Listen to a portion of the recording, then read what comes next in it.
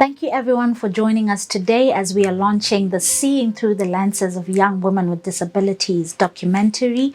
We are so honored to having you tuning in on this particular day. And I'd like to acknowledge the Executive Director at OSISA, as well as the entire team at OSISA, also extending our gratitude as an organization for the support that we received in making this a reality. So today is an important day, not just because of the premiering of the documentary, but also because it's the 16th of June. And do you know which day it is?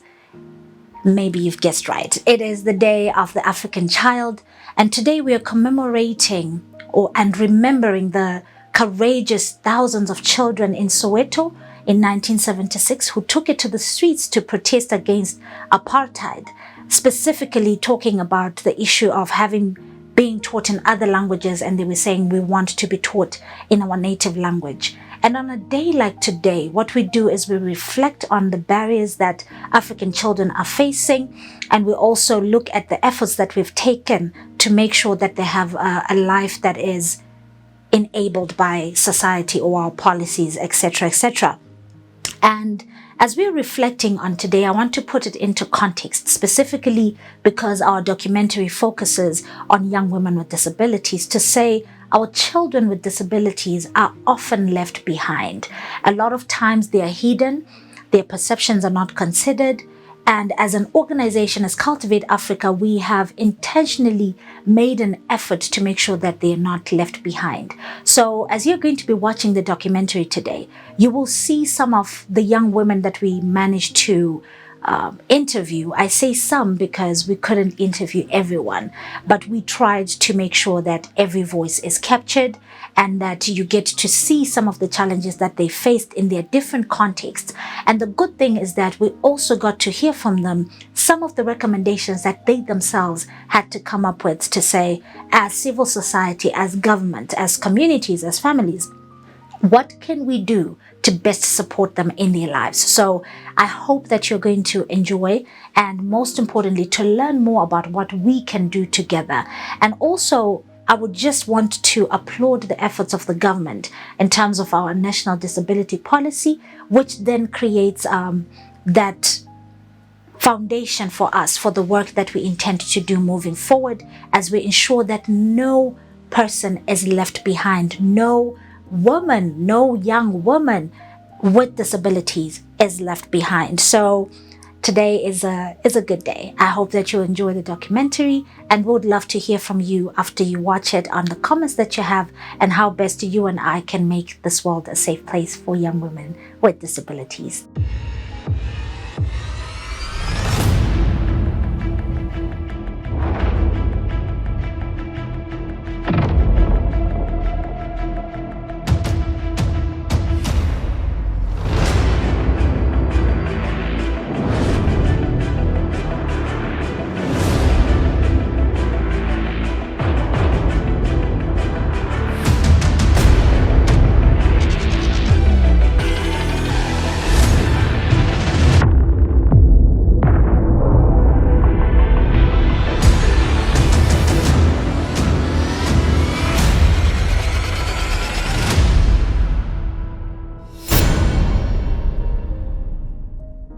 Good day.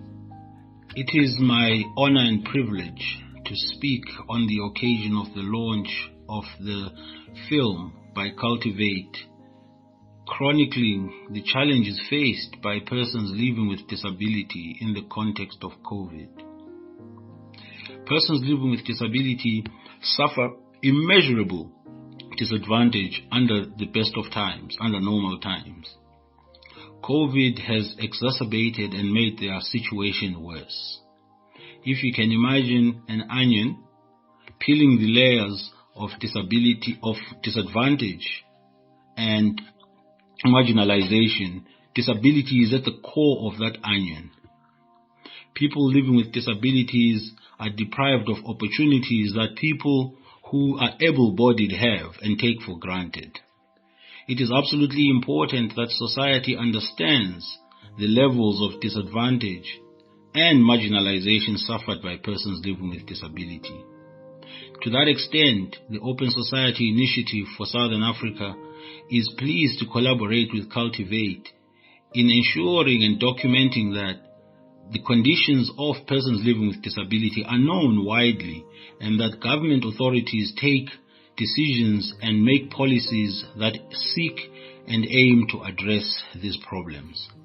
Thank you very much and good luck.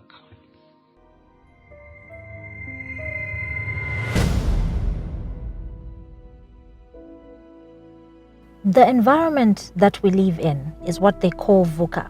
It's volatile, uncertain, complex, and ambiguous. But no one really anticipated the changes that we would experience in 2020 and now in 2021. With COVID-19 still being a part of our lives, and some having a growing number of COVID-19 related deaths, many wonder, does anybody really care about the disabled community? In order to understand the challenges being faced by people with disabilities, especially young women with disabilities, Cultivate Africa, with the support from OSISA, has embarked on an intervention to document the challenges of the disability community. The project seeks to document experiences lived by young women with disabilities during the heated pandemic and the disaster of the COVID-19 pandemic. The project, through this goal, will make known to other organizations and the government of Zimbabwe the challenges and the needs of young women with disabilities and how they themselves desire that these challenges be addressed. And through their own voices, the goal is to reach out to many other populations that may provide support in any regard. So let's hear what some of the young women had to say. Kukuda kwendaita moyo wangu wandapa ndakupira undifa. Taimboita my shows, but pakazoitwa lockdown mashows akambomiswa, so zvakati kanganisa in terms of mari. Chichi ndo kwatinowana mari kumusic. COVID-19 pandemic ne lockdown yakatunzira matambudziko akanyanya sevanhu vane disabilities.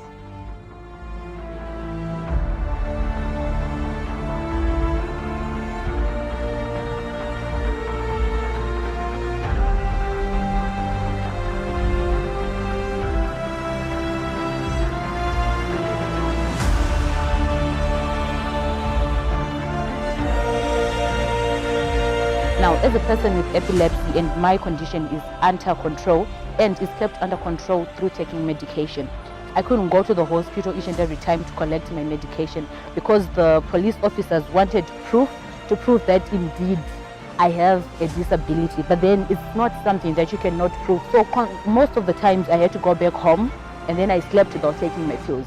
Vanhu vazhinji vane disabilities, one, they are not gainfully employed, havatoshandi, vanotoraramawo zvekutopambarira. I wasn't prepared for the measures that were put in place, like ndrukuda mafuta, because my skin requires sunscreen maybe kusora 3 times a day. One bottle of Nivea sun lotion goes for about $19, and it won't even last for a month.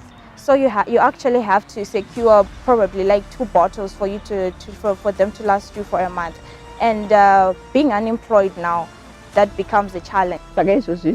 Kana mari yekuti ndikwanise kuti ndibatwewo ndibate vana ndipe vana handina, handisi kuwana any physio, handina any therapy yandiri kuwana, ndakangogara kumba. My life became abnormal in a way that I could not work for my children and give them their daily needs. Matengesera ndaita ene zvasiyana nakudhara ndokuti ndaiti kana ndichitengesa zvezvi handiti ndaibata mari zvinezvi hakuna mari. Even if you go to town, you are not going to sell to anybody because there were no people and it was a restriction to go to town.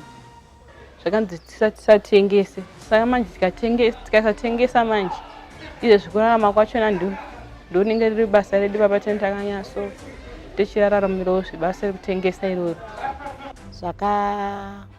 Zvakapa dambudziko kuneni nemhuri yangu pakuti handichatokwanisi kubhadharira vana maschool fees, handichatokwanisi kubhadhara marentals. Imagine that you don't know kuti nhasi unobika chii, apa vana vakangokutarisa vanoda kudya.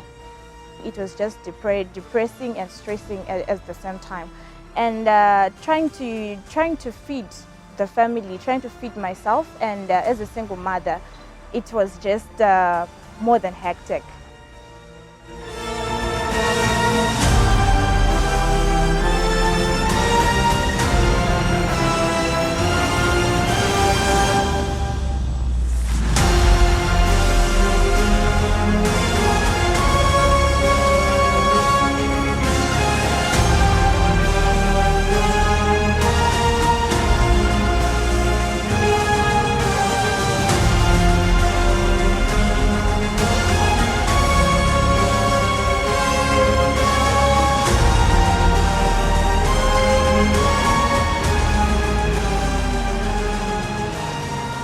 The government should assist those type of women with epilepsy, try to make us speak out, give us platforms to talk about our disability, such that the world knows.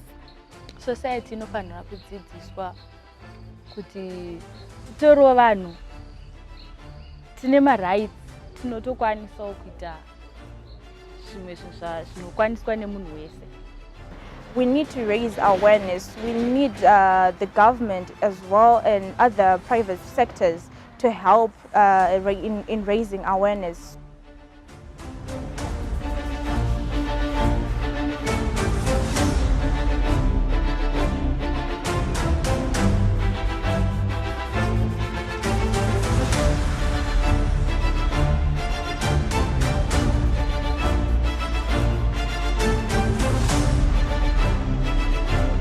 Those sanitizers, we need them, and freely repeal to those who deserve them. So the organizations, what they can do is to complement kana vaina zvavanenge vainazvo nekupa information dissemination, kuti vanhu vanofanira kunge vachinatsoziva information isvike in the right way. Government yedu inofanira kuita a daily database, kana kuti database ravanongoitawo rekuziva kuti muno munyika medu muZimbabwe timbori nevanhu vangani vakaremara. How best can we help vanhu ava? Chikumbiro ndechekuti dai vatombosi kana kuti voita kuti vanhu vakastroke vakwanise kuwana physiotherapy nema reasonable prices. We have heard the voices of some of the young women that we managed to interview. But it goes without saying that the mantra "leave no one behind" needs to be backed by action, as various stakeholders join efforts in creating an enabling environment for young women with disabilities. And as the saying goes, alone we can do so little, but together we can do so much. Cultivate Africa is calling upon the government, civil society, donors, and our communities to play their part in whatever way they can in intentionally addressing the needs of young women with disability, ensuring their inclusion.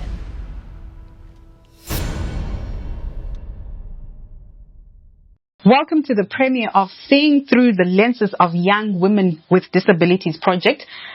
Discussion with Nokutenda Muzuwa, brought to you by Cultivate Africa with the support of OSISA.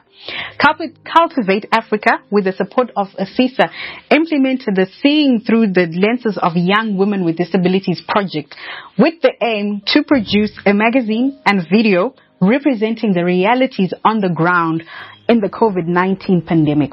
How are you, Noku? And welcome to the show. Thank you. So who is Nokutenda Muzuwa? Nocturna Muslim is a young lady from HStvZim. I did my O-level in 2011. Then academically I stopped there. I started to do voluntary work in my community. That was after 2 years after I've graduated from secondary school.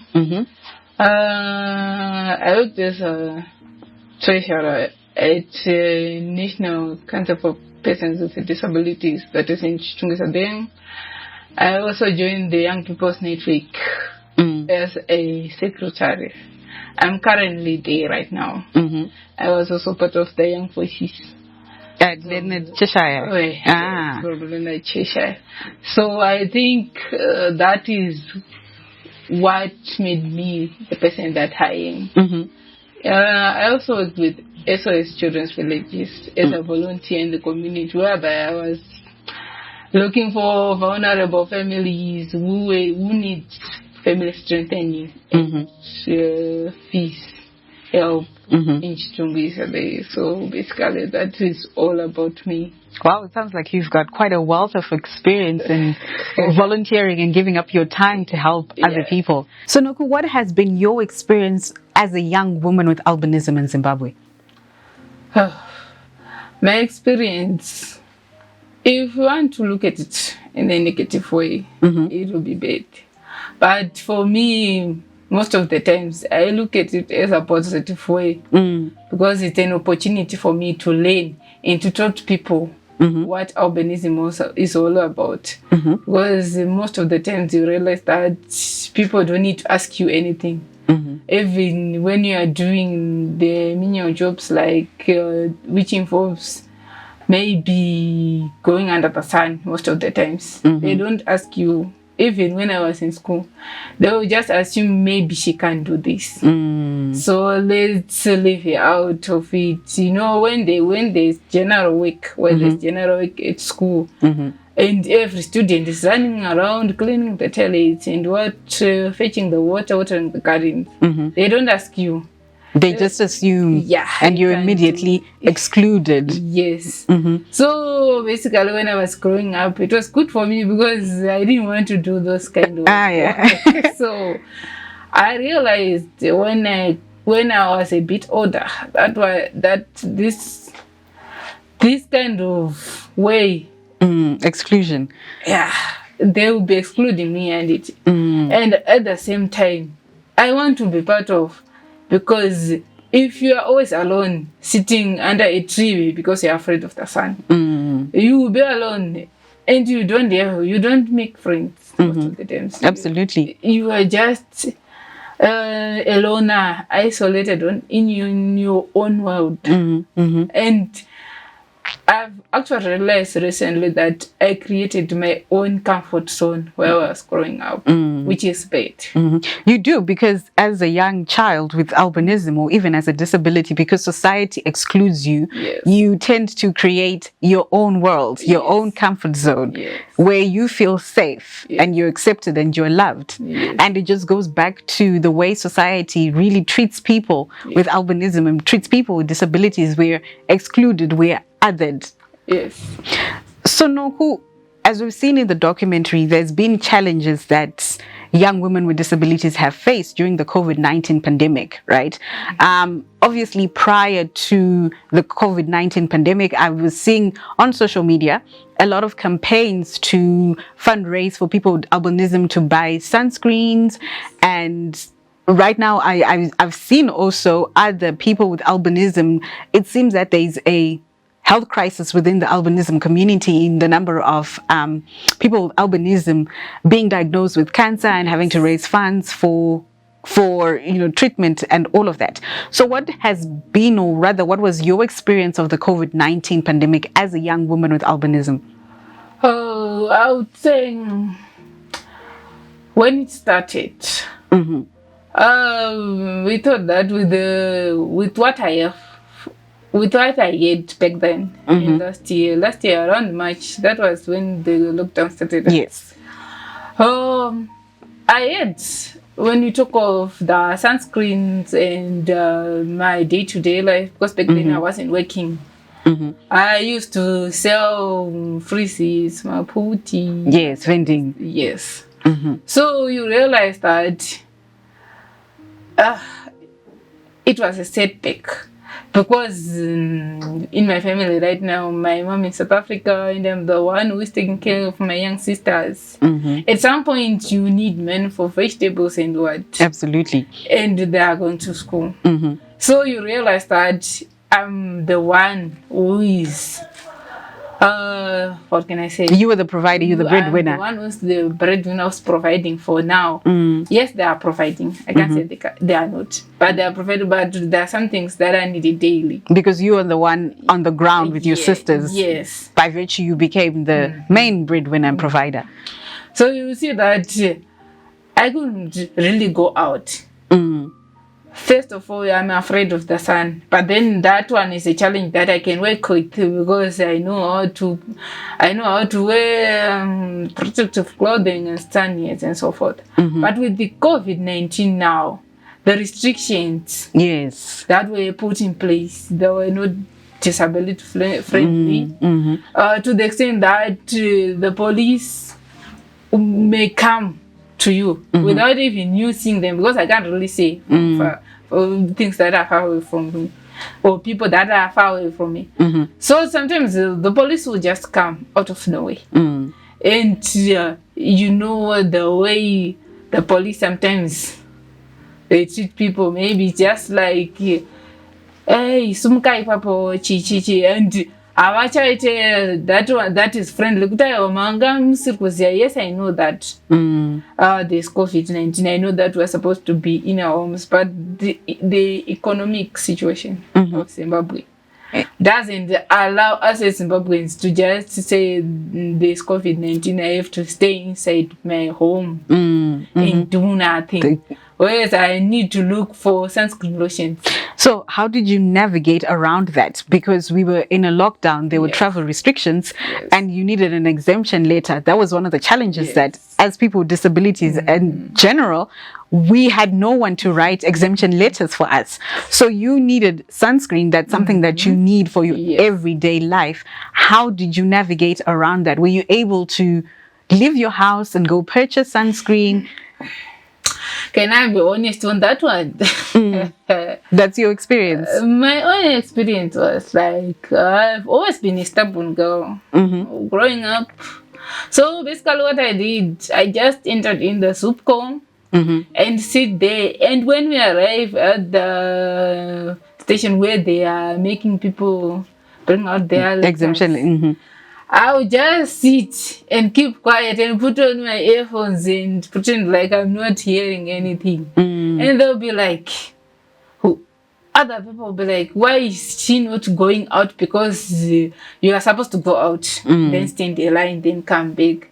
Then even if the driver asks me, I'll be like, if I go out, the sun is hot. So I can't go out. So if the police want to see my section letter, they can come into the bus and see my section letter. So in essence, that was the way you advocated for your own rights, because by virtue you could not stand in the sun.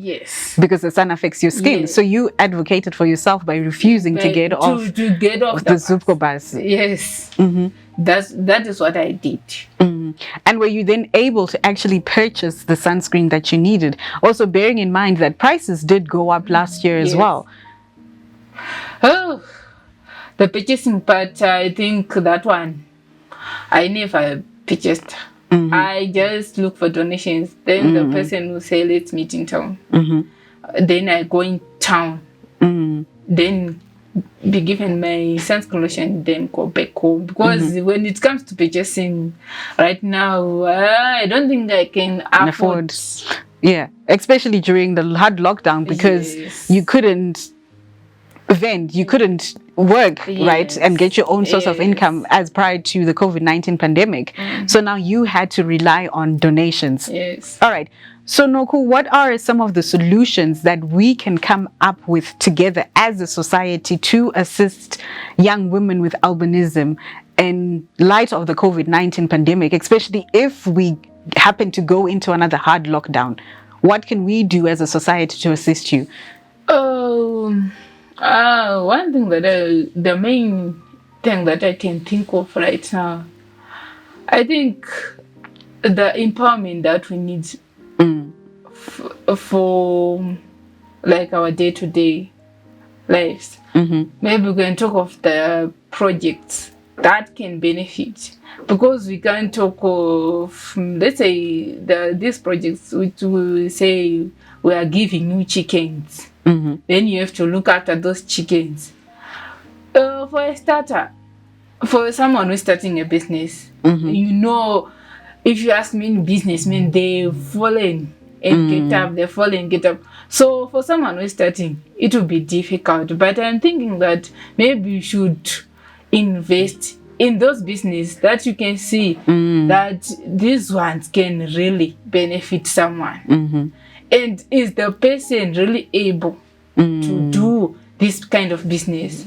Is the market ready for this business? Absolutely. Because sometimes you just give me this project and you say do this, and you expect, the market is flooded with chickens right now, those broilers. It's loaded to the extent that you can't even find your own customers, because in your area maybe there are 60 houses. Yes. Who are doing the same business. So I think we have to invest in those business that you say, this business can really make a person with a disability with albinism. So from that, what I'm hearing is economic empowerment that is suited for the particular individual. Yes. All right, one last thing. What else can we do? Most of the times I encourage people to understand. I just want the society to understand. So for us to be open-minded to the experiences of people with albinism and learning. Yes. Sometimes learning, maybe you may not do it. Reading the books or something. But I'm interacting with people with albinism. Yes, practical. The practical learning. Because we can only learn from your experiences by interacting with you, by actually talking to you. Yes. Because in that sense, you see that together we can make a difference once you get to know me better. Absolutely. Thank you so much, Noku, for sharing your experiences of what life for you was like as a young woman with albinism during the COVID-19 pandemic. You are welcome. Up next, we're going to hear from Kudama Peture, the founder of Miss Deaf Pride, who's going to share her experiences of as a young woman with a disability during the COVID-19 pandemic. Over to you, Kuda.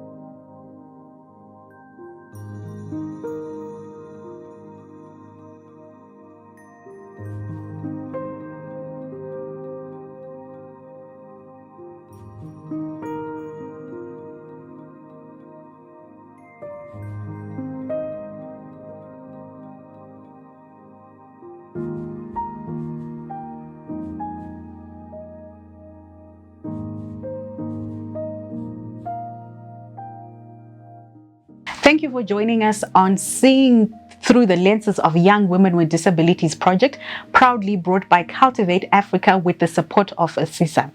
Thank you and see you next time.